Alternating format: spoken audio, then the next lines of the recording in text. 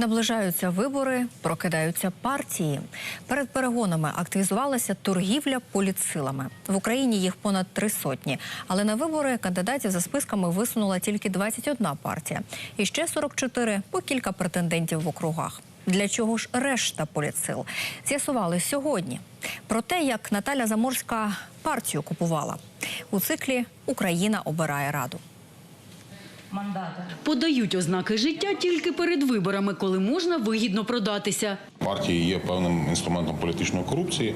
Приблизно 90% політсил використовують для перепродажу, пояснює сьогодні фахівець із виборчих систем Денис Ковриженко. Існує кілька способів заробити. Зокрема, партії купують мажоритарники, адже вони можуть мати своїх представників у виборчих комісіях лише коли висуваються від політсили, а не самостійно.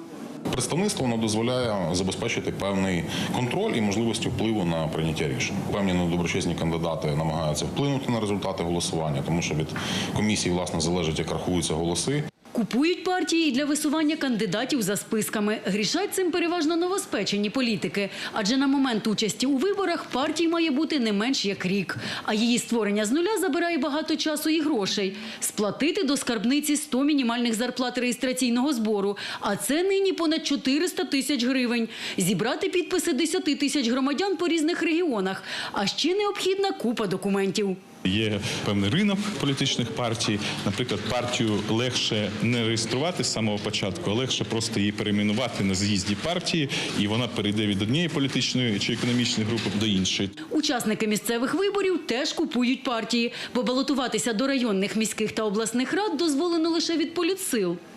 Оголошеннями про продаж партій інтернет рясніє ще з кінця весни, коли почалася реєстрація на місцеві та парламентські вибори. За одну політсилу просять щонайменше 35 тисяч доларів. Дізнаємося, що пропонують за ці гроші. У нас более 10 партий на сегодня в продаже. Есть разные, есть еще с 2013 года, есть еще которые 2015 года. Мы предоставляем полностью учредительные документы по политпартии. Отчетность тоже есть. Если перерегистрацию хотите, то можем организовать, но наши услуги там 5-7 тысяч долларов в зависимости от сроков, которые вам необходимы. Нині в Україні 352 політсили. Така величезна кількість означає, що купують їх менше, ніж створюють ті, хто зробив на реєстрації бізнес. За законом, якщо партія 10 років не висуває кандидатів на вибори, її свідоцтво Міністерство юстиції може анулювати. Однак на запит сьогодні, коли востаннє позбувалися політсил, які існують лише на папері, у відомстві повідомили.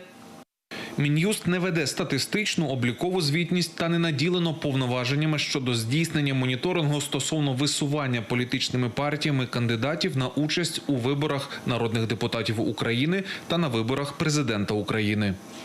У Мін'юсті кивають на Центрвиборчком. Кажуть, проситимуть суд анулювати свідоцтва лише якщо отримають від ЦВК списки постійних прогульників виборів. Наталя Заморська, В'ячеслав Вендичанський. Сьогодні канал «Україна».